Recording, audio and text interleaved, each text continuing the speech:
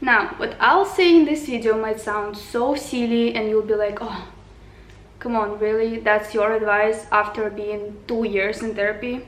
But the way these things help me to live more consciously and navigate through my emotions and just feel better mentally, I don't care that it might sound stupid or silly or simple. I think that it's great that such small things help me and just had such a big impact on me, so maybe it will have the same on you. First one, and the most underrated one, is whenever you feel down, whenever you feel so, let's say, hopeless, you feel so small in regards of your problems and you feel just like you can't calm down, hug yourself.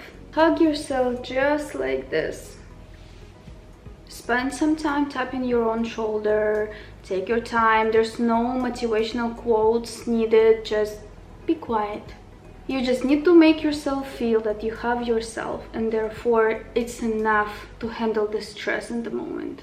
Try it. It does make a huge difference, especially for my girls who has emotionally mature parents and who didn't teach you how to navigate your emotions through an example. Second one, a lot of our problems comes from our brain speculating onto what reality looks like. For example, you have a fight with your friend or your partner, or maybe a boss makes a comment about your work. At this moment in your head you start to fall into a different reality where everybody hates you, you're alone, you're gonna get fired. Basically, you start exaggerating. In these moments, what I found working for me the best is not to let myself slide into these horrible thoughts that later become a really uncomfortable feeling. What helps me in these moments, I write down my thinking process, and my critical thinking starts to analyze what I wrote, and it makes me make sense. Usually our automatic thoughts that we have that makes us panic or makes us feel so uneasy, they are crazy, they are insane, they're so far from the reality that we are in.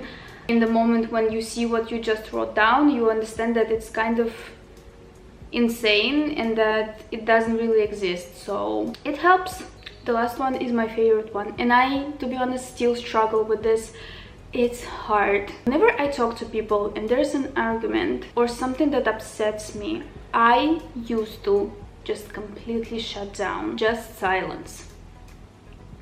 I wouldn't say how I feel, what I think. I wouldn't say that this or that makes me angry or upset or anything else. And this is, to be honest, is the biggest mistake that you can make when you form a deep connection with people. Nowadays, I think people tend to think that real friendship is when two don't fight. Let me tell you my point of view. I think that people who fight and still find their way back together is the real thing.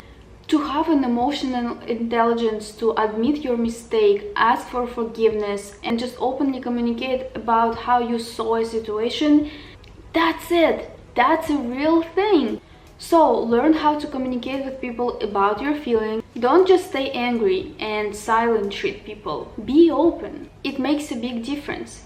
I know that it's so hard to communicate your feelings openly because sometimes it's even hard to admit to yourself that you feel in anger, or you feel jealousy, or you feel sad, or you feel offended and things like that. But I think that being open about your feelings is like the bravest thing that people can do. And I also think that people who communicate their feelings so openly, they're just such an inspiration and also such a big confidence boost. Okay guys, thank you so much for watching. It was such a short video, but I really hope that you will find it useful.